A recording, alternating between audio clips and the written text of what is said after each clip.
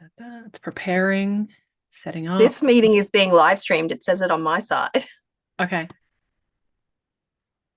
Okay. Preparing. Okay. We're live. Okay. This meeting is being live. Sorry for the technical difficulties, folks. We're a little late. We are double announcing things, talking over ourselves, but we're here.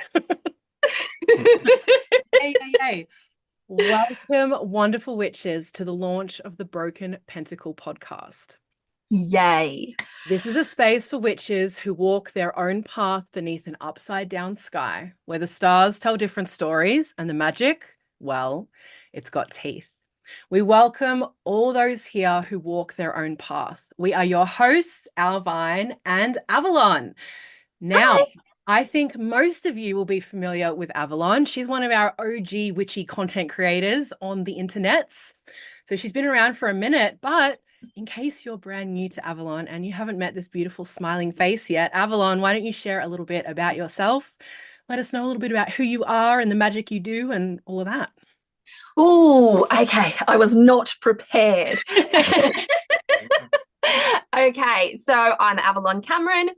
I am a hereditary witch. I am an author.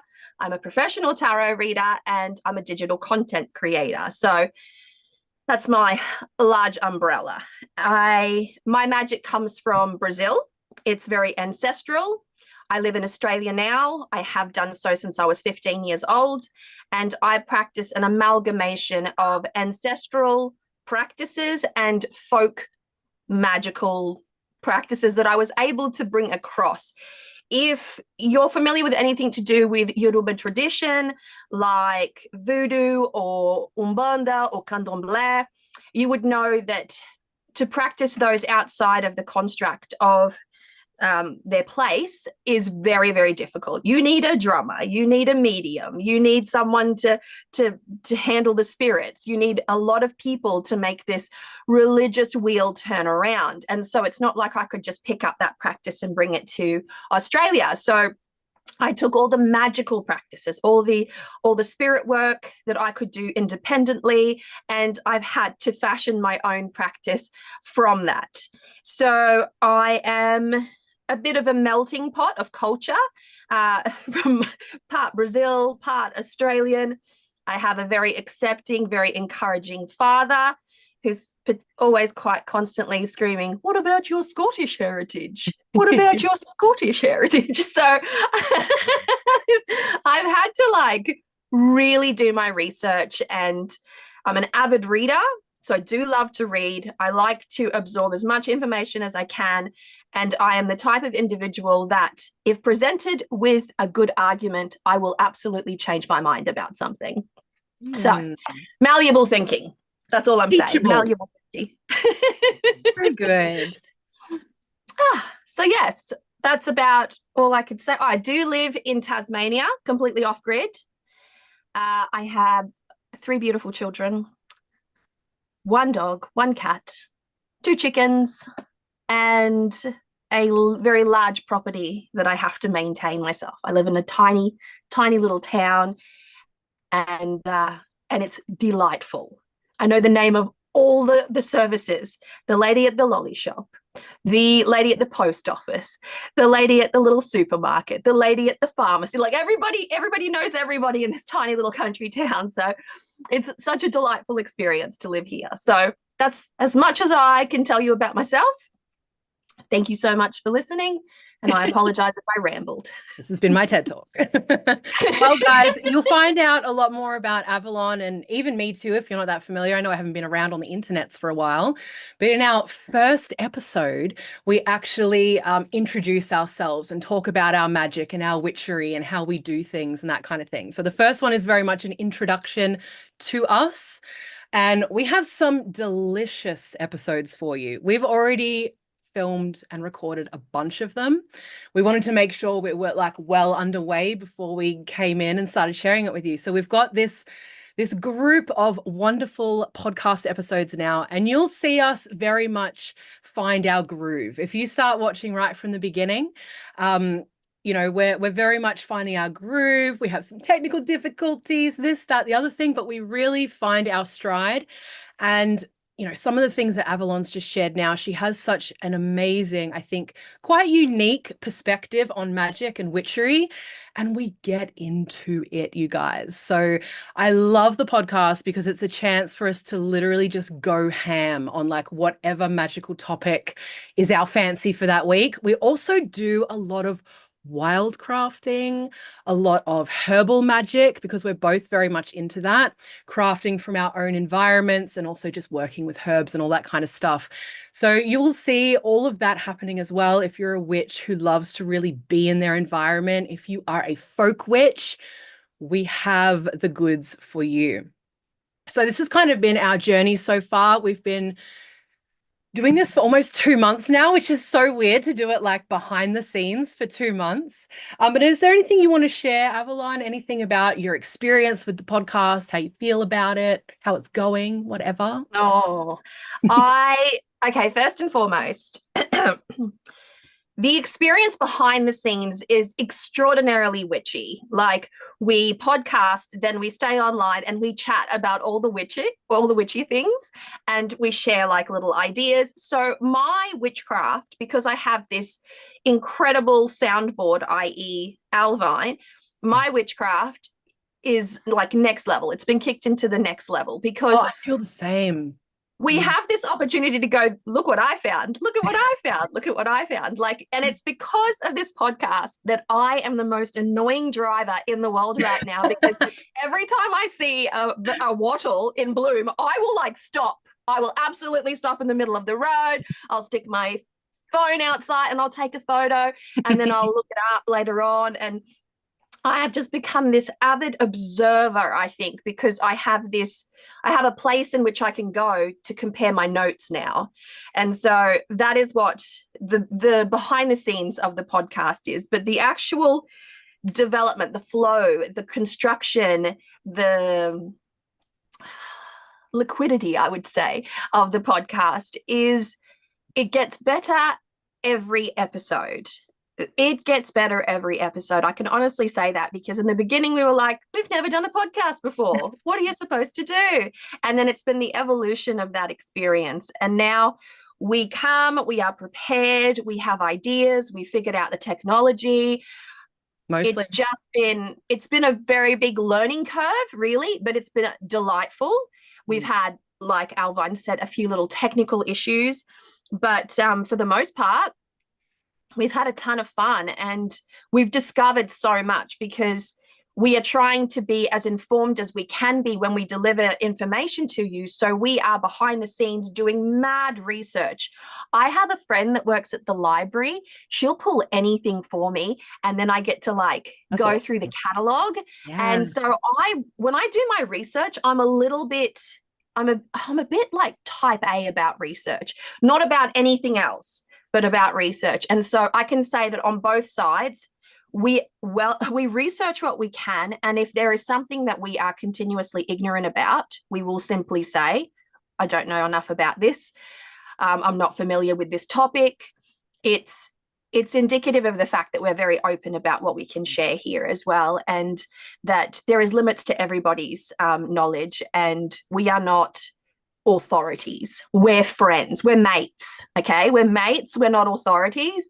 And so if there is something that you personally would love for us to explore, and if you are, and I mean this in the nicest possible way, if you're too lazy to research something and you just want someone else to do it, and you think it could be of benefit to lots of different people, then let us know. Like email us or drop it in the comments or something like that, so that we can start to sort of like build that beautiful community that that is so important and integral to the experience. So that's my vibe. Absolutely. And that's kind of the vibe that we're inviting you guys to come in on as well, I guess. This kind of witchy hangout vibe where we really are getting a bit nerdy at times, but it's very much, sharing our own experiences and inspiring each other in our witchery. Like, my craft has taken off since we've started doing this, like Avalon was saying as well. Just, and we encourage you guys to get involved each episode each week as well. So we're very much going after that like community vibe. Now, we also really the dream behind this was to have a Southern Hemisphere podcast, but we're not exclusively of the Southern Hemisphere. Being in the Southern Hemisphere, we are very much impacted by the Northern Hemisphere, right? Because most of the information, most of the witches are in the North. So you'll see this in the podcast as well. We're not always just talking about Australian things at all. And I think we'll probably do more and more as people request different things or whatever. But it's for all witches. It's just from our Southern perspective. So I have shared the link for the podcast in the chat if you would like to go and subscribe. We're on YouTube, we're on Spotify, we're on TikTok, we're on Instagram. We've got things going on. We've got content up there and all that if you want to check it out. So we invite you to come along and enjoy the podcast. We hope you enjoy it. We'll be popping up a new episode each week. And I just realized we didn't predetermine what day that would be, but I think Thursdays was our original idea, wasn't it? I think so. Yes. Every Thursday. Yes. I'll just write that down. Deer in headlights probably should be organized. All right, you guys. So we thought what might be fun for the rest of this live, now that you know all about the podcast, we wanted to share some of our favorite divination tools with you. Because I don't know about you witches, but one of my favorite aspects of witchery is divination. I love it. So we encourage you as we go through here, let us know if you use these particular tools and let us know what your favorite divination tools are. So we've got a couple to share each. And yeah, let us know. Are these things that you also use yourself? I'll get us started. Maybe we can swap back and forth here. Let's begin with the pendulum. I have many, many pendulums in my collection at this point. Now, pendulum work is something that is very accessible. It's very basic, very simple, but a lot of people struggle to connect with the pendulum. I've discovered that a lot of people really feel as if they are moving the pendulum. I used to feel this way as well. And I wish I had some better advice for people. What I personally did, and maybe Avalon, you got something to chuck in here, but what I did was I put the pendulum down for probably like a year or two. I was just like, it's just not, I'm not vibing with this.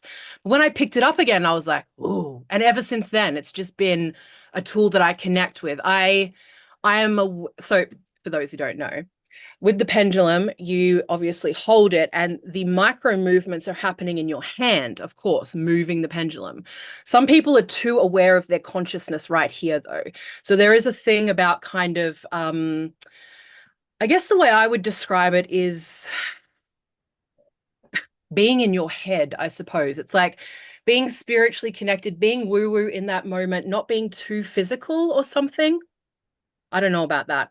But I think if you practice with them, you can get comfortable, right? But just in case you are one of those people that's like, no, I can feel the pendulum for divination. It doesn't feel, I've got a book for you because we love a recommendation around here. And it's one by Richard Webster. It's called How to Use a Pendulum. And the tagline is 50 practical rituals and spiritual activities for clarity and guidance. This book, it's little, but it's mighty, aren't they? So this will love take a little but mighty book. Love a little and mighty book, because then you're not like wading through just like all of this fluff and whatever. So this book is great if you are brand new to pendulums, because it will tell you all of the basics. It goes through how to choose your pendulum, how to operate the pendulum properly, how to ask the right questions, because that's a big thing in divination. People actually asking questions in the correct way. And then you guys, oh my God, the things it goes through clearing. It goes through using the pendulum for your career, meditating, eliminating fears, doubts, and worries. You can talk to your pets, pendulums in the garden, eliminating negativity. I actually got a great exercise from here. I actually use a pendulum to remotely clear space. So I will have what's it called? Like a blueprint of a building. I do this with my house sometimes, the basic outline of where everything is. And then I'll actually use a pendulum to do the work to clear it. So that's kind of a cool thing. But these are good. This is a great book. If you're interested in pendulums at all, I would highly recommend it because there's so many ways to use a pendulum that you didn't even know. But if you're uncomfortable with pendulums as well, this is definitely a fabulous one to start with. So I just find they are an incredible companion. Just so easy to pick up whenever, and yeah, I don't know. That's how I feel. I love my pendulum. I think you've got to be connected to a pendulum. Yeah. And I think the fact that so many pendulums are made from crystal material, different, varieties of stone, means that they have a resonance all to themselves. And so you treat a pendulum, you prepare your pendulum for divination in much the same way as you would prepare to program a crystal. So my pendulum is crystal. All of my pendulums are crystal. But this one here, it occasionally gets to sit in a bit of salt, and it gets to have a little salt bath, and then I get to clear it.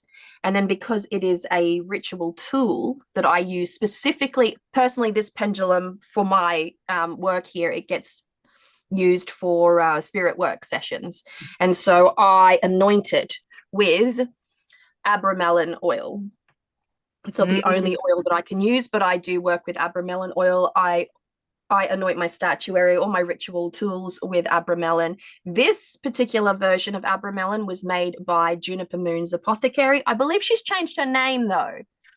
The Wild Cauldron, maybe? I think it's the Wild Cauldron, yes. She's an Australian-based creator.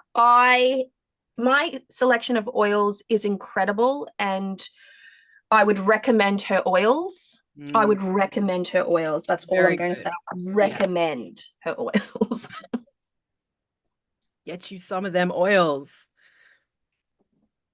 All right. And what divination tool do you have to share with us? Oh, which one to choose first? Okay. I'm going to go with Crystal Ball.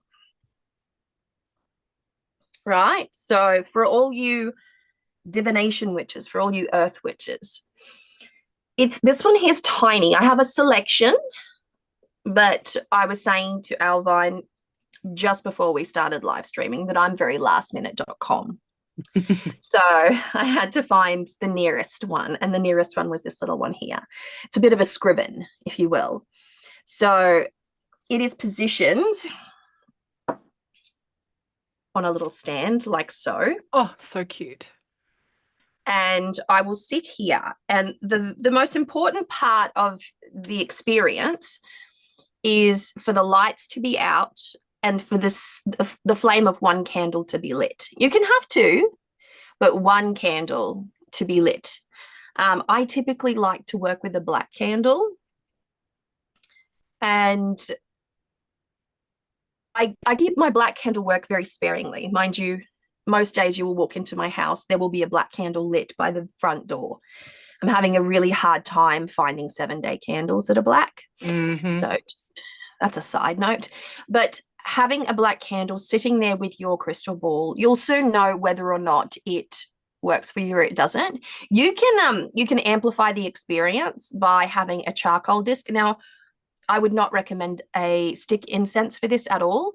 You need the smoke. You need a good amount of smoke. So you make a mixture of eyebright, mugwort, and a little tiny bit of frankincense resin, because in case you didn't know, frankincense is the botanical equivalent of a broad spectrum antibiotic. It is a cure-all in that sort of sense. And the smoke from resin, there's different kinds of smokes that you work with as part of your divination, and the smoke from resin is the most pluming, if you will. And so having all of those smokes intertwined along with your black candle, you can sip some tea as well. So you can have the full spectrum experience and sip that tea and sit there and gaze into the actual crystal. And if you're doing this for the very first time, there are different facets. Mine has inclusions. It's not perfectly clear. This is not a lead-like crystal. This is a clear quartz crystal. I have one. I wear an orb around me at all times. So it's a little mini version. But if you can't get a hit or a picture, an experience, start to spin your crystal and be very deliberate about it. Chant, whisper, breathe, sing, do what you need to activate the stone itself and create that resonance. Now, typically what happens for me specifically is that information gets put into the language center of my brain, either in the form of words, either in the form of sense, or in like distorted images. And so I think this is a very special occasion object. I would, there's a few occasions in which you would use this. One is to spy on someone.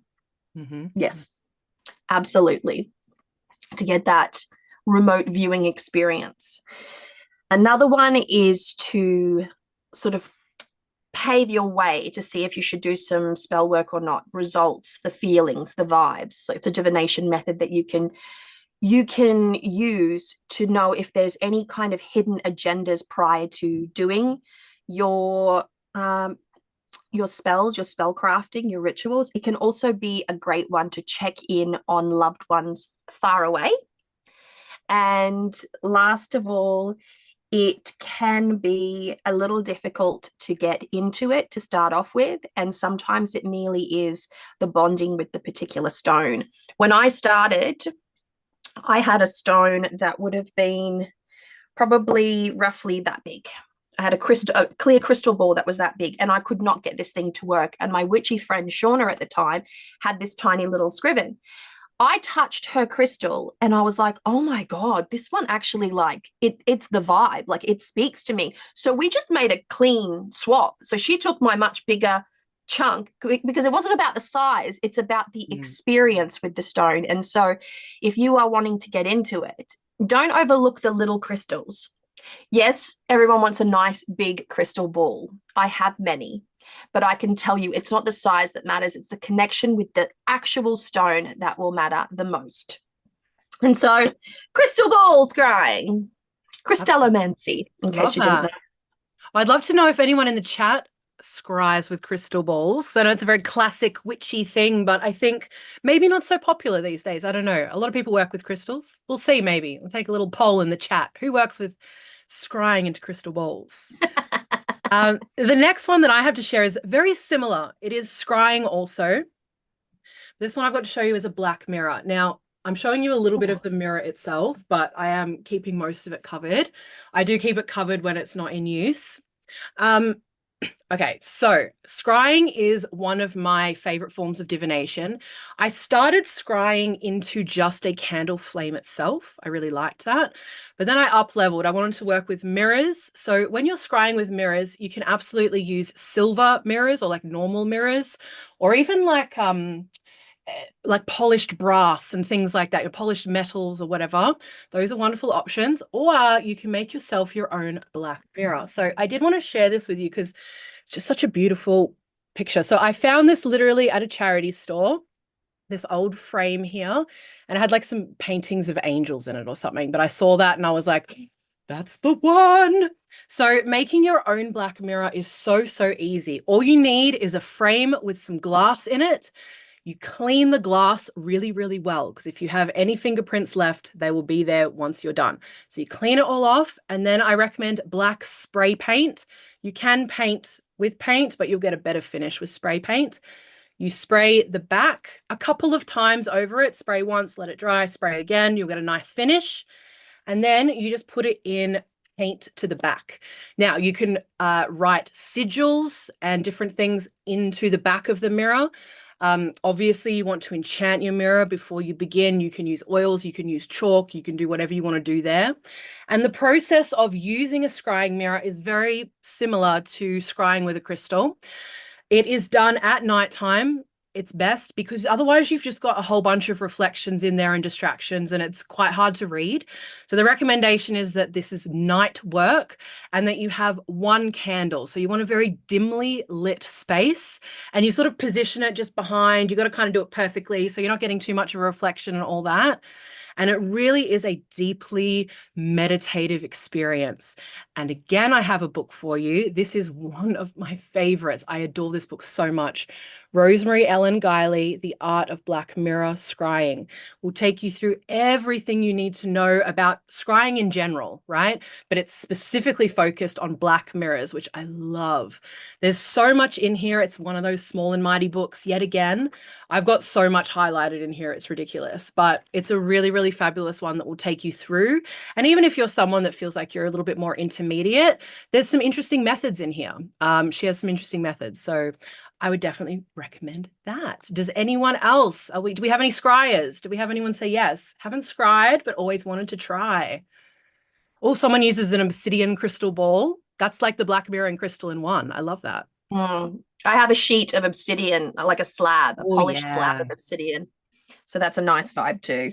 I used to have one of those, and it's disappeared over the years, unfortunately. Oh, it does that. I'm on my 4th, I think. There you go. Yeah, we've got a few obsidian scryers here. I love that. A few people who are interested. Awesome. I like obsidian as a crystal for divination, full stop. So makes total sense. Yeah, volcanic glass. Love it. All right, what have you got next for us? Oh, okay. I love it. I'm going to show you one that I have many versions of this tool, many. I don't use them, though. I study them, yes. I don't use them because for some reason I don't feel deeply connected to it, but I have a bunch of them. And what I'm specifically referring to is Ogham staves. So let me hold up some of these. This is a Celtic, I would even go as far as to say as like a druidic practice. And it's an alphabet, and each letter is associated to one of the many sacred druidic trees. And so when I had my experience of studying with the Order of Bards, Ovates, and Druids, the Ogham came up in the Guersas. So I got a little bit of a different perspective of the Ogham. And they can be used in the same kind of capacity as, say, runes in a casting. You can use them as a form of divination. But I think what they're most typically used for is guided wisdom, nature-based, deep wisdom, the wisdom of the trees, the wisdom of the roots of the trees, patient, everlasting, sentient, and kind. And so you have these incredible spirits inside these sacred druidic trees, and it is to those spirits that you are trying to access through these very carefully constructed symbolisms, this alphabetic language. And so if you are really earth-centric, if you are like that earth-centric pagan soul that maybe you're a hobbit, maybe you're from Middle Earth, I don't know, I'm not judging here. But if you are really one of those like deep earthy souls that come from the earth, out of the ground, out of the soil, steeped in moss, part crystalline, this is probably the vibe for you. This is probably that vibe for you, especially if you are interested in that deep earth healing wisdom, that kind of druidic aspect of, you know, specific branches of paganism. And it's a beautiful practice. It's a beautiful craft. But I also think that much like tarot, it's a very dedicated It's a very dedicated practice. It's something that you study. I would say you do the same for runes. You have to resonate with these tools first and foremost, and then you have to study them. And there is an enormous amount of literature. I do not have a recommendation for a book, but there are many.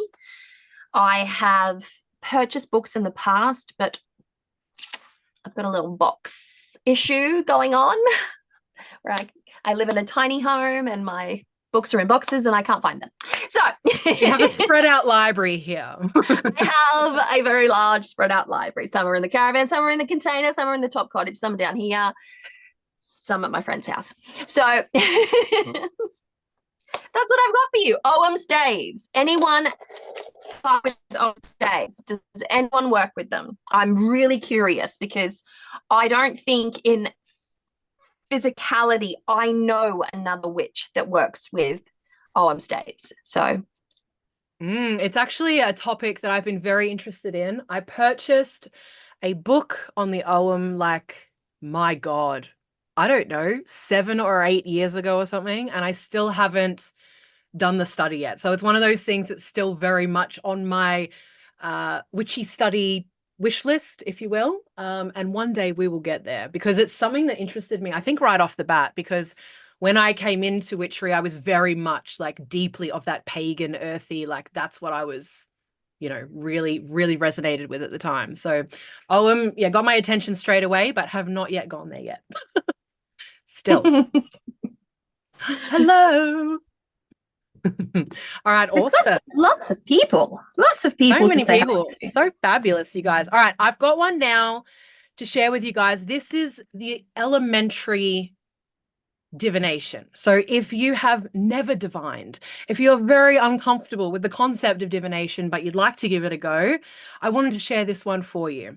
It's really great. So it's called Bibliomancy. Okay, so this is where you get a book, get a book of any kind. You connect with it for a minute, you ask a question, and then you flip open to a page. You can then read the page, you can read the sentence, you can read the passage, whatever it might be for you. You can literally use any kind of book. So traditionally, the Bible is used. You could use magazines, you can use spiritual books, you can use art books, you can use whatever you want. I personally really like these two. So one of the classics, and I think a lot of witches have probably used this in the same way, is Women Who Run with the Wolves, right? We love this book. We love this book. It's quite biblical, really. It's quite biblical, very mythological and all of that. And the one that I'm really, really loving, this is just a book that I reach into personally every single day, is called Leave This Book in Your Bathroom and Reach Enlightenment in a Year. So this is written by she's a spiritual teacher, but she's got some witchy leanings, although not really the kind of witchcraft we practice either. Do you know what I mean? It's one of those weird things, witchcraft these days, where all manner of people are kind of taking that term, but she would say, yeah, I would say, anyway, she's someone that I really resonate with. So I personally love this book. And let's do a little bibliomancy. Let's just see if anything wonderful comes out, shall we? So what you could do for this part is you can ritualize it as much as you want, or you can keep it super simple. Literally, what do I need to know right now? Boom, open it up, done. Or you could light some incense. You could spray, some waters, which I actually feel like doing a little bit of Florida. You could witch it up as much as you want. Fact. Spirits, reveal to us a message that we need to hear right now. I will let all things be exactly as they are. There is perfection in all things exactly the way they are. Every situation has been entered into in agreement with the higher selves of all concerned. Everything is unfolding in the exact way it should, with each person getting exactly what they need and the earth receiving exactly what she needs as well. Let us not interfere today or try to fix what isn't broken. Lean into the perfection of this unfolding life exactly as it is, and into the perfection of yourself exactly as you are. Once you see it, you can't unsee it, and nothing will ever be the same. So that's nice. There you go, my friends. That's very nice. Do we have any bibliomancers? Oh, yes, we do. A few bibliomancers in the chat. Love that. Ooh, very nice. Melody likes a bit of bibliomancy. Beanbag Hagwag. Very nice name. Oh, I love seeing all these familiar faces. You guys. All right, show us your last divination tool. Okay, this one needs some explaining, some splaining. Okay, this is how can I put this? This is an ancestrally aligned spirit work deck. This is a oracle, yes, but it is an oracle that aligns itself with Pombagira, Maria Padilha. So this is very ancestral to me. Maria Padilha is a form of Eshu, and they're the keepers of the roads. They are the masters of magic in that sense. And so my deck is intertwined with my personal Pombagira. And my personal Pombagira is something that came through to me very young because I was born into my tradition. I had my sacred baptism. And so spirits were bound to me at a very young age. And so my Pombagira, I have access to two. And because of the way that I say our because I'm one of four girls, but my ancestral structure is the spirits of my grandmother, the spirits of my mother are also my spirits. And so I have a very big collection of spirits. But this one here is Pombagira. Pombagira is Eshu. She is a lady of divination. She is a lady of the color red and black and roses, and she loves her sweet champagne. It has to have bubbles in it. And so she likes her chocolate and her berries and her fruits and her apples. I feed her constantly. There is an altar set up, hence why you will oftentimes pass through my house, the very front of my house, and you will walk past a black candle because she is fed very regularly. I keep her spirit very much alive. And I have some amazing results with roses and her. Anyways, that's a little bit of the backstory. So when I work with this deck, I'm specifically working with the spirit of the Eshu. So by definition, this is a spirit deck. It is attuned to Pombagira. It is attuned to Maria Padilha. My particular Pombagira is not a Maria Padilha, but I grew up working with Padilha. I had consultations with Padilha. And so I have access to a Padilha, Maria Padilha, in a way that is very resonant with me and my childhood specifically. The Eshu are not for children, by the way, but this particular Padilha was. And so when I work with this deck, it's a very clear voice and it happens very synchronistically. There's nothing normal, there's nothing ordinary about this deck. I could sit here and I could ask for a question. If I want confirmation, if I want a clear, concise answer, or if I want to just open myself up to direction and a warning, she brings it like no one else does. So my first experience with this deck was very recently. This was a gift, by the way. This came to me by way of gift, and I swear it changed my life. So Gordon, my beautiful friend Gordon White of Rune Soup, he came back from South America and he's like, I've got something for you. And I'm like, oh my God, it was very exciting. So he gave me this deck. It's absolutely beautiful. Let me just show you. I'm holding it, but I'm not showing it to you. Try to get the glare out. It's its own unique sort of thing, right? I love the colors. Oh. If you don't like clowns, you're fucked. I'm one of those weirdos that actually loves clowns. I'm a little bit obsessed, but anyway.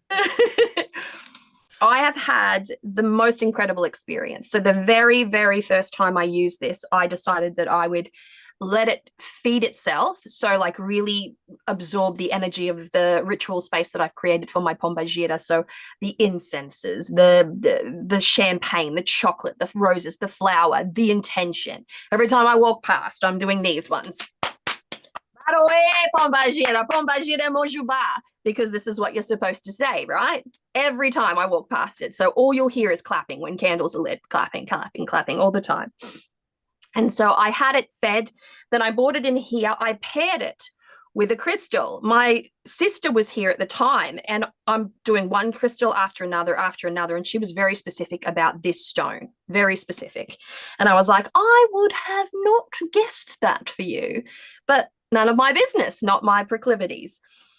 And so I've picked it up to use it and cards have fallen out. Now, first of all, I am not a stupid shuffler. And what I mean by that is I'm not erratic with my decks. So when I shuffle a deck of cards, I'm not waiting for cards to spit out. That's not how I read. I am waiting for the feeling to come in which I stop. I'll either split the deck or I will fan them out or I will simply choose what is on top, right? So when cards fall out, I do pay very, very, very specific attention to those cards, and I've picked them up, and it basically said, you're about to find yourself in a situation where you're going to want to cry, where the frustration is going to be quite great. I'm telling you, 45 minutes to an hour later, I realized that one of my primary work drives that is associated to all of my Patreon content crashed. Just crashed right in the middle of filming a course too for Patreon, because I'm doing a sigil magic course over there. Crashed. I had no access to the videos. None at all. None at all. And I was like, it was the exact feeling. And so what happened was it was just laughter. Like I wasn't like, I was warned. I was absolutely warned about this. Absolutely warned. So this particular deck isn't one to lay out in a traditional oracular style. It's not one of those. It is a very, very personal, very special deck, very ancestral deck to me personally. I don't use it in client readings. I will use it for like my besties. I'll use it for people that I'm very, very close to, but I don't use it for client readings. This is specifically for me, specifically for direction, specifically for spirit work. So that is my spirit work deck. But you can achieve a deck like this for yourself. You find an ancestral connection with a deck, and then you consecrate, program, and feed that deck specifically for that. So you can do this with anyone. This one's special to me because it's directly linked to spirits that I have been introduced to, that I've had initiations for, and that have been in my life for a very long time. So it takes time to develop, but you can absolutely create one of these for yourself. Absolutely. Alandra Nightingale's just jumped in and said it's her two favorite Aussies together. What's up? All right, awesome. Well, speaking of tarot, this is going to open us into our next little segment. We are going to spend maybe the next 15, 20 minutes. We're going to do some card readings for you guys. So let me think. The way this is going to work is, sorry, I've just made my screen really tiny to make my life difficult. There it is. We will get requests here in the chat. So if you guys would like a reading, put it in caps, okay? If you have a specific question, you can ask a question, or you can just get a general reading, okay? And we're going to do 3 cards for each person. So I think one of us will start, the other one will pull a card, and then we'll pull a final oracle at the end. Now, I just want to let you guys know, obviously, we're not going to have the chance to read everyone's cards. However, we will be pulling more on Avalon's channel. So we've got another little presentation for you guys that's going to be starting an hour-ish after this one finishes, just under an hour probably, because we're running a bit behind time. And we're going to be pulling more cards. So if you want to come along for that, we invite you to. But for now, let's see if anyone would like a reading. Hi, Gemini. Hi, Maple. All right, Maple Grove would like a reading, a general. All right, shall I kick us off? Yeah, go for it. All right, I think I'm going to use the Light Seers Tarot. Nice. Let me just show for anyone who's actually interested. There's the back, and here's a little fan out of the amazing colors in this deck. It's the best. You can get a pocket version of it, and it's just as good. Like the little pocket version is what lives in my handbag. Absolutely. Avalon's got some, if you listen to the podcast, you'll hear some crazy stories about that exact pocket deck.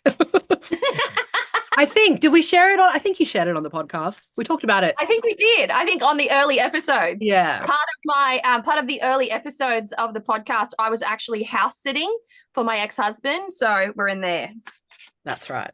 All right, here we go for Maple Grove, excuse me. We have the gorgeous 6 of Pentacles. Did you see that one there? So I think there is maybe like a calling to share more of yourself, Maple Grove. I know you've got a channel. I know that we're like in the energy of spring down here in Australia. I think you might be a Northern Hemisphere person. But remember, there's always that axis of energy that we're on, right? That spectrum of energy. So I think there is things for you to bring out of self and to give. I think there is magic that wants to be done here. I think there's spell work perhaps that you've been mulling on and haven't stepped forward into yet, or some rituals that you want to do. There is definitely, I feel, some spiritual I don't want to say push, but there's some spiritual nudges here for you. Like there's some creation for you to do, some things to pour out of self. So we'll see what Avalon has to make more sense of that message. Okay. Oh. We've got Two of Pentacles energy for you here. So this is about balancing contracts. And what I mean by contracts, I mean containers, responsibilities, obligations, in the very physical. When we're looking at Pentacles, we're looking at resources, specifically tangible physical resources. This is a card of Earth. Okay, so we're here, we're balancing obligations. You might even think of it as juggling responsibility, juggling those types of, intense experiences that you want to engage in. And the beautiful thing about this card, because obviously Earth is very feminine, we're doing so in that feminine multitasking kind of way, in which there's a lot of joy and a lot of motivation behind it, first and foremost. So this is when you find yourself dedicated to a specific focus, right? And you're like, okay, I want to be, and I'm just going to pull out some analogies here. I want to be a painter, but I have 3 children and a full-time job, and I'm engaged in community service. So what you do there is you align your goals, what is important, and you sit there and you balance everything out, and you find a rhythm by which to juggle these responsibilities so that you are not depleted of your vital energy, but more so enhanced by it. It's the experience that you get when you finished a workout. You feel invigorated, you feel the pump, you feel like a really kind of good endorphin hit. This is the same sort of experience. It will look chaotic from the outside looking in, but inside it's the spider weaving its web. It's all those little legs going, that prowess. It's very innate. It's very personal, and it brings joy and it brings delight. So this is a beautiful card for whatever it is that you're working on. And then just a final little oracle for you, Maple Grove. You got Star Ancestor. And this one says, follow the voice of your soul. So I think that goes in perfectly with what's already come out here. There's this work and this stuff to be done, right? And as Avalon said, it's like being in that inner space, right? And this is follow the voice of your soul. So rather than focusing on the external and feeling like any shoulds and have tos and that, drop that stuff, drop the shoulds, right? This is coming from a place of I feel greater empowerment. Sometimes we get caught up in the shoulds and the have tos and the to-do lists, and like this goal that I've had, I have to, and it's got a bad feeling to it. So I feel like the cards are just asking you to drop back into self, connect with spirit, and move from there, and it be a more positive experience for you. Awesome. Nice. Okay. Very nice. Would you like to choose the next one? And you can do the first card this time if you like. Oh, okay. Okay. Thank you so much.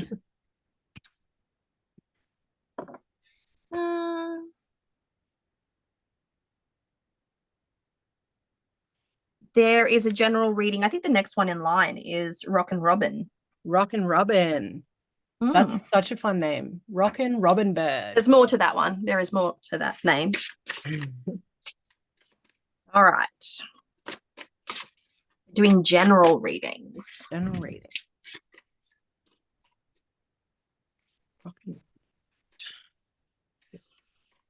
I'm working with the Bone, Stone, and Earth Flesh Tarot, by the way. I didn't say that in the beginning. which for those of you who aren't familiar is the deck that Avalon created. And I am very excited because my copy is on the way and it'll be arriving in the next hopefully week or two. I'm so excited.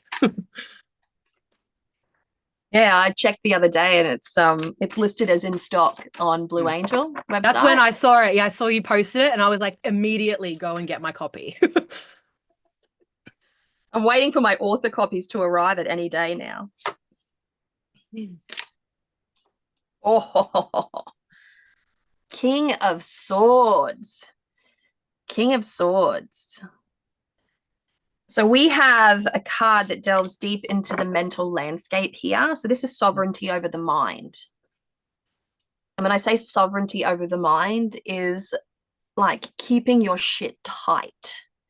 So this is doing the work, balancing that mental landscape, finding what works, learning how to soothe and quieten the mind. That's the background message. Right now, it's about the development of a really great idea.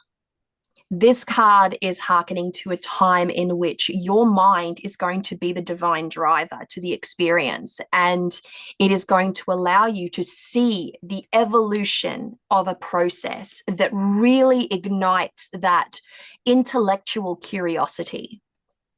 And so this is a big experience. It could be an interest that grabs you immediately, something that is very intellectually kind of attuned, like a really curious thing. You might be just scrolling, I don't know, TikTok. You might be scrolling TikTok and someone says something and it prompts you to then jump somewhere else and sort of like do a deep dive until before you know it, you have become somewhat of an amateur expert in a specific kind of modality or idea, and it's very, very motivational to you. So keep an eye out for this hungry experience because it's going to present itself as a hook, a really big deal. This will be a big deal. It will be the time where I realized that I wanted to be a writer.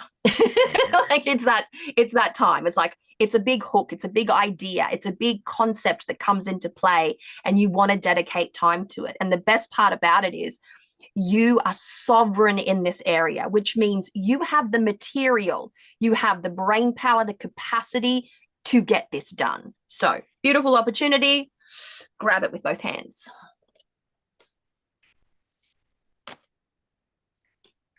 I can't hear you. I can't hear you. That's because I was being considerate and muted myself. All right, I'm back. That's so interesting. I got the 5 of Cups for you reversed. So this is all about grief and loss and focusing on what you don't have and focusing on the difficult and the things that just aren't going right? But we've got it reversed. So I think you're perhaps moving out of this space, right? You're moving into, I think, greater clarity, as we spoke about with the last card. And I think there are going to be things that you're ready to let go of, which is going to give you a tremendous sense of freedom. It's going to take a lot of weight off you and allow you to move forward in a really powerful way. Ooh, that's what I'm getting for you. What about our oracle? Well, hold on. I'll do the oracle. She's choosing an oracle for you. What oracle deck have you got there? I have the Connected and Free Alchemist Oracle. Oh, beautiful. Yeah, it's on my space. I could have gone for any, really. Yeah, really could have. It was easy reach. All right. We have Healer. So which kind of makes sense because when you've got the 5 of Cups, you've got the 5 of Cups pulling you down into the old feels a little bit. And in its reverse, you're trying to let go of the old feels. So it's releasing that hold kind of experience. So think of it in a topsy-turvy capacity. And then you've got this great idea, this kind of maturity in the experience. So it's giving, I don't love this term, but I'll use it. It's giving wounded healer. I love that term. I've got a first house Chiron, so I kind of have to love that term. You know what I'm saying? Oh, fair, fair. All right, awesome. Okay, Charity, we're going to jump straight onto you, my darling. Ooh, okay. We start with the Seven of Swords for you, my love. So there are some shifty things perhaps going on in the background. There is some energy which is probably not super positive around you right now. Just stuff in the air, right? Like I'm not feeling like this is a big scary thing, but I am feeling like there's just some ick around you. There's some nasty energy. This could be, I think it's probably environmental. So we'll see what else comes up in the cards, but what I would like for you to do is cleanse, okay? So we've got the swords here, the air element.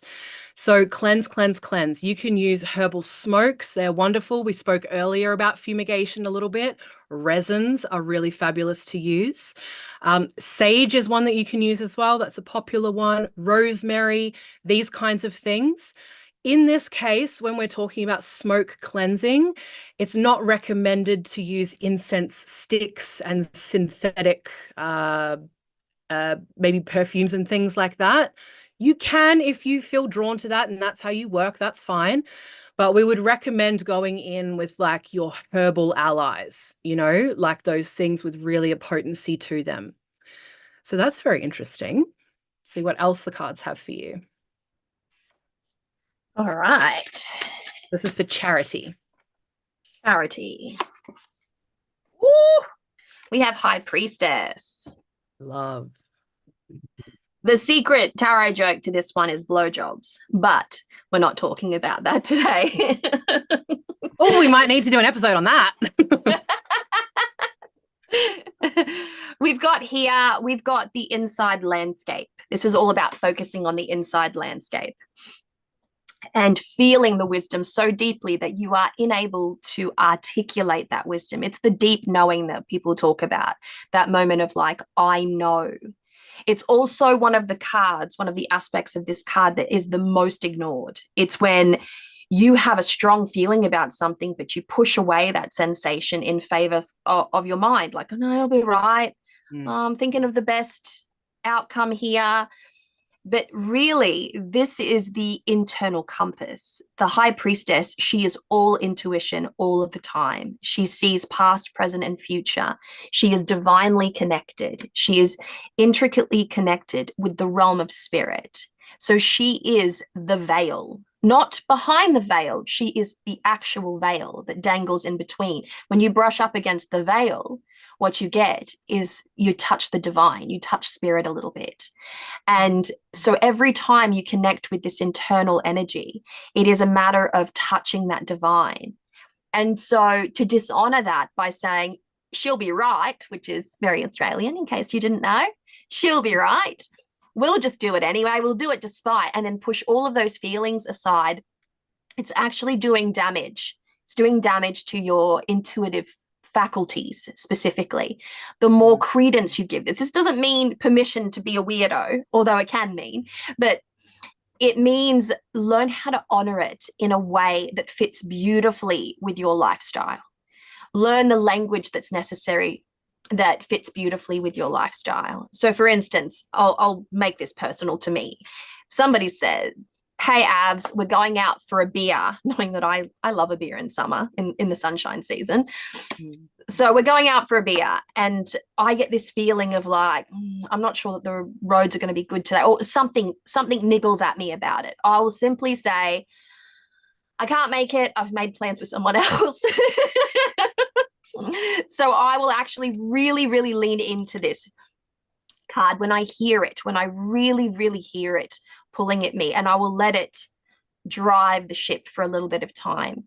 Sometimes that means leaving a little bit later than I thought I should, or sometimes that means foregoing the experience entirely, or sometimes that means finding the courage to speak my literal truth at a time where I feel very, very threatened or very vulnerable. It is a very, very difficult card to try and navigate, but it is telling you to really honor the sacred inside of you. And the oracle card that you received absolutely doubles down on that. We have the fox spirit here, or spirit fox, and it says, trust your talents in changing times. So this is just another reiteration of like leaning into your intuition, right? Leaning into those spiritual talents that you do possess. We know you possess because the card came out, right? So you have this deep ability. You need to trust yourself more. You need to trust your spirits more. And the way that you can develop a deeper trust is simply by spending time in that space. So, spending time with your spirits, if you work that way, I know everyone works differently, but with your guides, whatever, right? Whoever you work with, deepening that relationship. And if you are someone that shares quite a bit online, having your practice or having that connection be really just for you, like not stuff that you share with others, not letting that external in, that will actually create a really solid foundation for you, as in the feeling, right? You'll have a grounded feeling, you'll have a connected feeling, or as if your spirits have your back. But there is this sacred space that is needed to be carved out right now. Okay, Charity. And I think we have time for one more, Avalon. Would you like to pull the first card? The next in line is Melody. Melody. What type of reading? Is it a general? The general reading, yes. Now, remember, you guys, just before Avalon kicks off here, we are doing another live in 50 minutes time on Avalon Cameron's channel. So I did share her channel in the chat. I'll do that once more right now. So please feel free to head over there. We're going to be chatting about our favorite spell ingredients and also pulling more cards. Yes. And I do, just so you know, moving forward for my own channel, I will do a yes and no answer to a tarot question. Okay, so you can ask me a yes or no. I know people like to be very general, but you can ask me a yes or no answer. Awesome.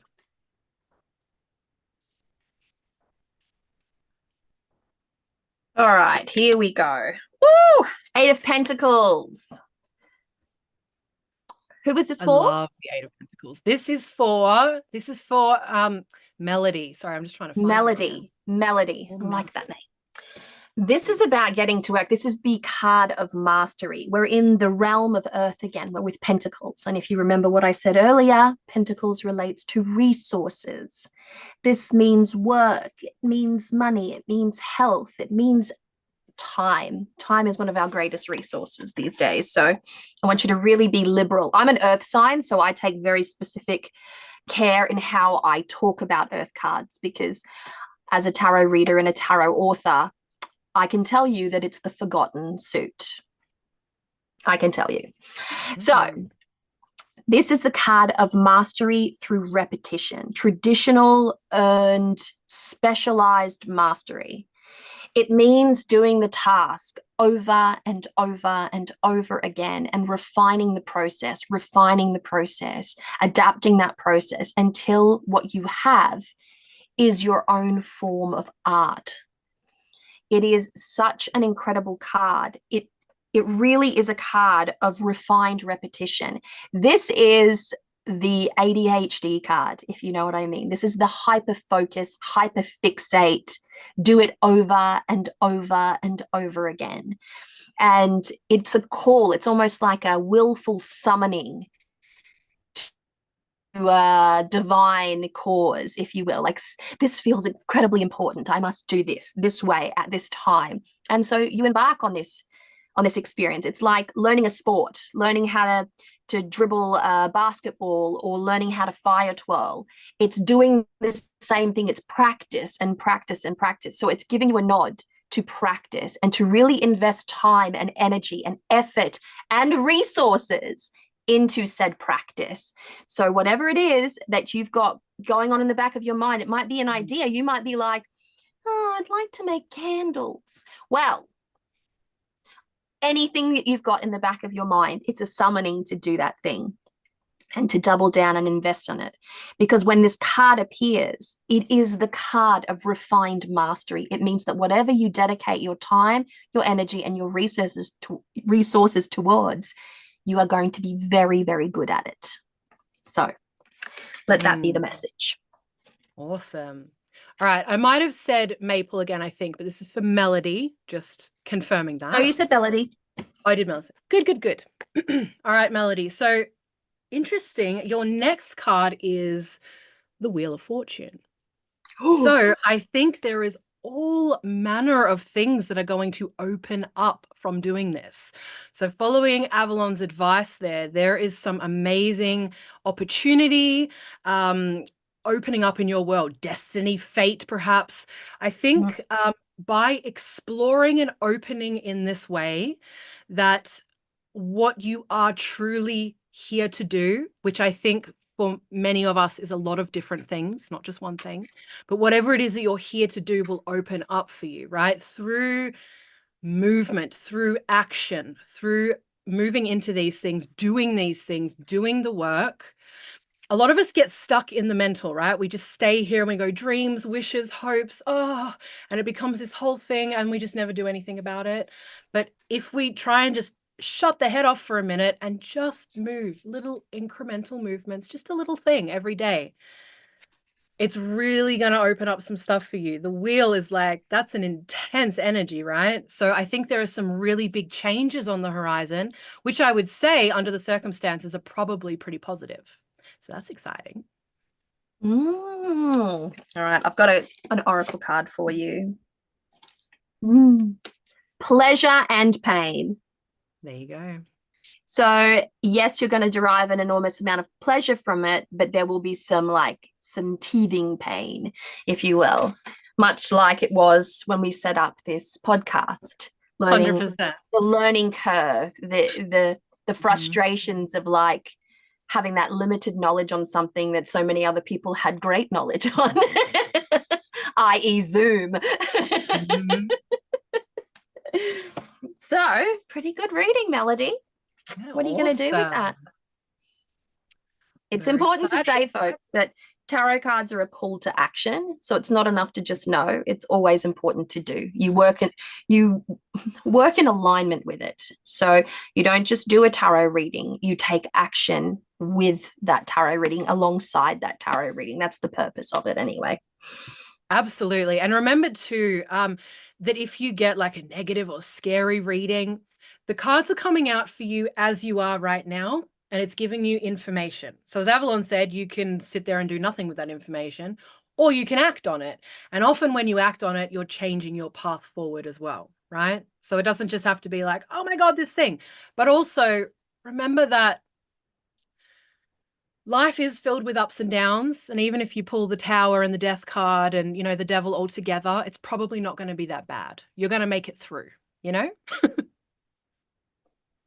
Everything's constructive with the tarot. You have to have adaptive thinking. So you have to be really constructive with it. It's very normal to experience a shock reflex when you're reading tarot, especially if you're a beginner to tarot. Yes. Having taught tarot for such a long time, I can honestly say the look of a person, I can see it. I can see when they've pulled one of the big three. I can just see it in their face, the poor little darlings. And then I have to sit there and sort of dismantle the anxiety and the tension and rewire the meaning of that card in their mind. So whenever they look at that card, they know how to adapt it to the situation. It's a very difficult thing to do, but over time and with practice, there's that eight of pentacles there, with practice. I do want to share just really quickly, we are going to sign off here, but I just want to, just because we got into that, a really great tarot book for this is Fearless Tarot by Elliot Adam. It is my most favorite interpretations of the cards of any book that I've ever seen. And the tagline here is how to give a positive reading in any situation. So he really is good. I find these meanings always hit. I always get a little something from them. But if you are one of those people that's intimidated by any of the cards, I would recommend getting this because it's like that more growth-minded look at the cards rather than you're going to die tomorrow. So We want to thank you guys so much for being here with us today. Thank you for being with us for the launch of the Broken Pentacle podcast. We are going to take a little break now, and we're going to be back with you in exactly 40 minutes over on Avalon Cameron's channel. So I've popped the link for you guys right there. And we're going to be talking about spell ingredients, our favorite spell ingredients, and also pulling more cards. So if you didn't get a chance to have a reading, please come along and we'll be pulling some more cards then. Excellent. All right, you guys. Thank you so much for being with us today. This has been the Broken Pentacle podcast, and we are wishing you all so much love and many, many blessings.